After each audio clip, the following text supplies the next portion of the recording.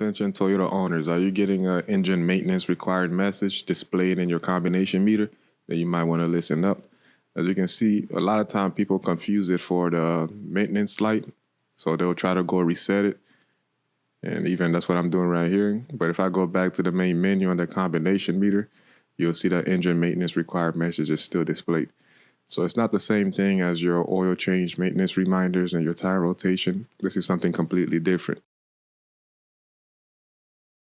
And I'm going to show you guys what the root cause of that is in a minute and how to replace it. These are the DTCs you might find stored in the ECM. Now, if you make your way underneath the hood, this is going to be your culprit right here. This is your bypass holes. That's what's setting off that light. It's a fairly easy job to replace. If you remove the connector, you'll look inside. This is what you're going to 9 out of 10 times find. You can see there's coolant inside the terminal pins. That's what's shorting out the circuit. So two things can either happen. You could find coolant inside the terminal pins, inside the connector right here, or those pins can be broken. Now this is how you replace it. You're gonna wanna lift the vehicle up. I don't recommend trying to do this at home because it's gonna be tight and you're gonna be in uncomfortable positions because of how the hose is positioned. First, you're gonna need to disconnect that hose that's going to the transmission oil cooler. Like I said, I can't imagine doing this outside on a floor jack. I mean, the labor for this job is not expensive. Between the parts and the labor, you're probably looking at $200-300. Now I'm gonna disconnect that hose from the transmission oil cooler. Of course, coolant gonna spill everywhere. So you could choose to drain it first to make it easier. It will minimize the mess you make. But me, I'm just gonna clean it up anyway. It's just gonna drip on the floor and the drain bucket that I have underneath.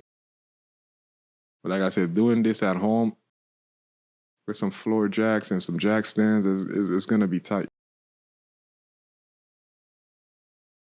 Now let's make our way on top.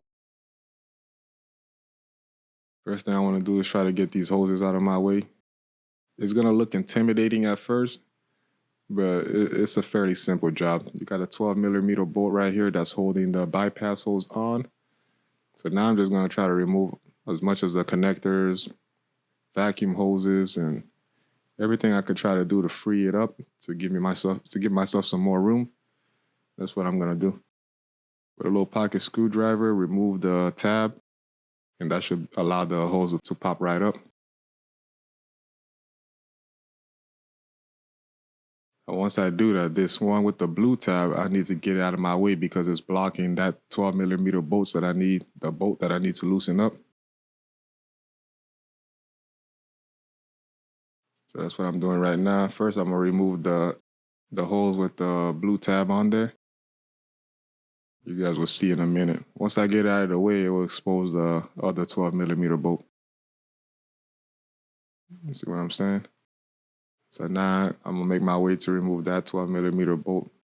And that's the bypass hose we need to replace, not the one with the blue. The blue one doesn't have a electrical connector tab. Doesn't have an electrical connector, only the one on the left. So now once I do that, I'm gonna take out that bracket that was holding those two hoses on, and they're held on with two 10mm bolts. Now the reason why I need to remove that bracket is because there's another hose underneath that's attached to the cylinder head. And without removing this bracket, you could try to get it out, but it's gonna be a tight fit. You're gonna be barely able to see it. So that's where the bracket was mounted onto. Mounted on just like that with the two 10mm bolts, and then the two 12mm bolts holding the bypass hose was attached to that.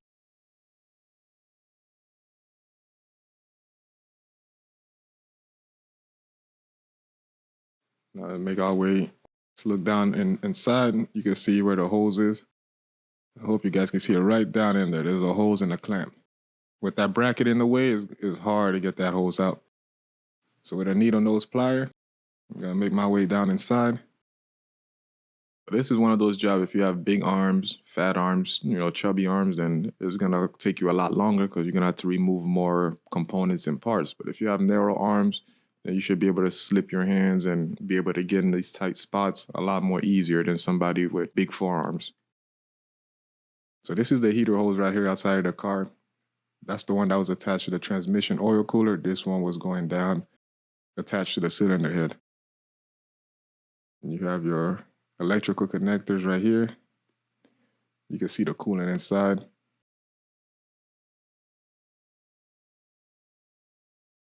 Like I said, the labor on this job is not exactly the most expensive thing in the world.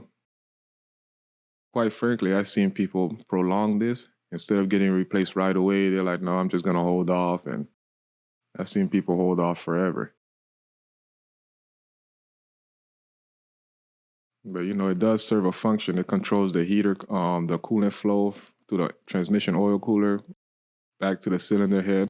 So as the ECM sees fit, it can monitor whether to have that valve open to allow the coolant, allow the fluid to cool down, to warm up, whatever it needs to do. It will control that and monitor it, open or close, depending on the driving conditions.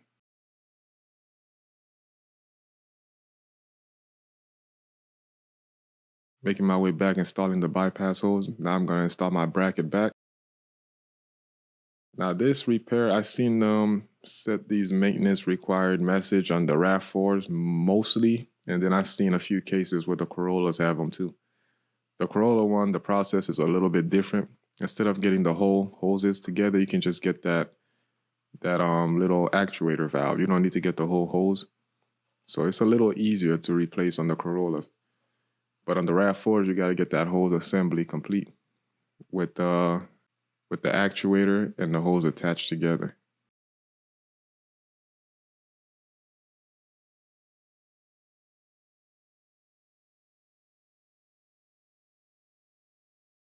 So now you can see how the hose with the blue tab is mounted onto that bracket. It has a little slot for it. So we just want to make sure we line it up in the slot, and then we could put our 12mm bolts back.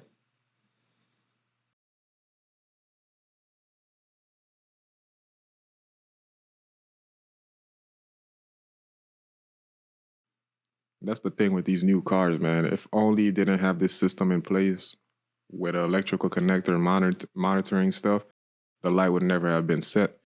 So that's the pros and cons to most modern cars. It's not to say that the engine is bad or there's a major problem going on. It's just that they put so much stuff inside these cars to monitor what's going on. Any little thing that's out of place will set off a light. So compared to the older RAV4s, didn't have this system. So you could have been driving this car and you would think it's the best car in the world because no lights are set. But with these modern cars, they have so many things that's monitoring the drive operations and the controls and a lot of sensor operations. And that's why you tend to get these lights. Like I said, right now I'm just cleaning off the old coolant residue that fell down underneath the splash shield.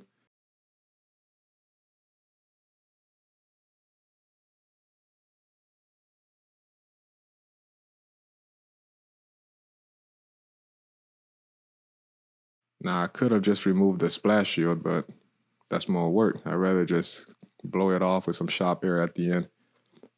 Now we got our coolant hoses installed. Now it's time to bleed the cooling system. I'm gonna remove the radiator cap. I'm gonna put the special tool.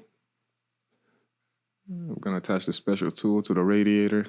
Now this funnel is good because it allows me to fill it up all the way and then allows me to bleed the coolant without making a mess everywhere. So I'm just gonna fill up this reservoir to the top.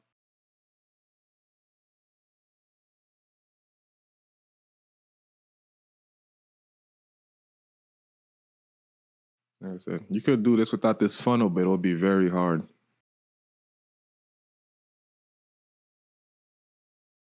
You can see all the air pockets just finding its way back up.